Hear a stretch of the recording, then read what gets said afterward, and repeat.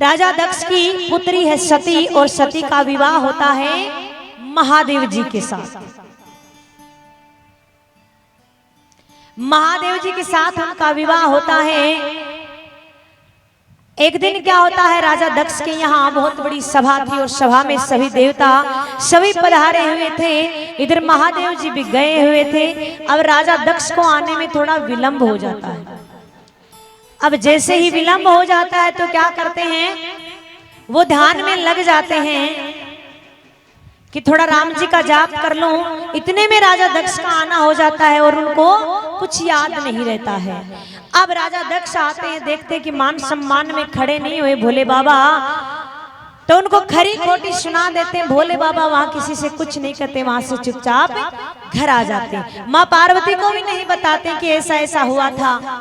अब क्या होता है, एक दिन फिर से बहुत बड़े यज्ञ का आयोजन करवाया राजा दक्ष ने। सभी को बुलाया लेकिन भोले बाबा को नहीं बुलाया।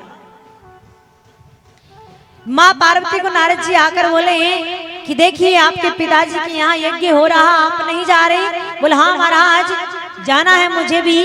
बोले एक बात बताऊं। बोले क्या। बोले ससुर और दामाद में कहा सुनी हो गई।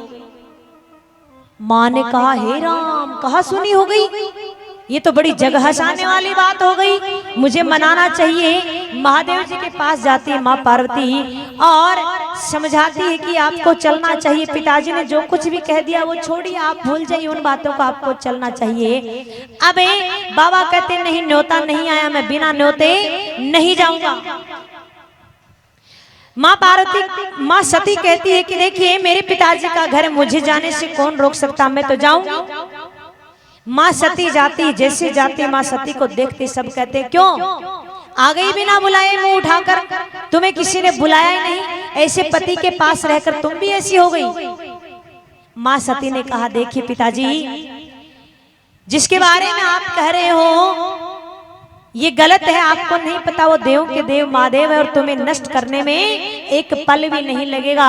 और धिक्कार है मेरे इस शरीर का जो कि तुम्हारे हाथों से, तुम्हारे द्वारा इसका पालन पोषण हुआ है। इतना कहकर वो हवन कुंड में कूद पड़ती है।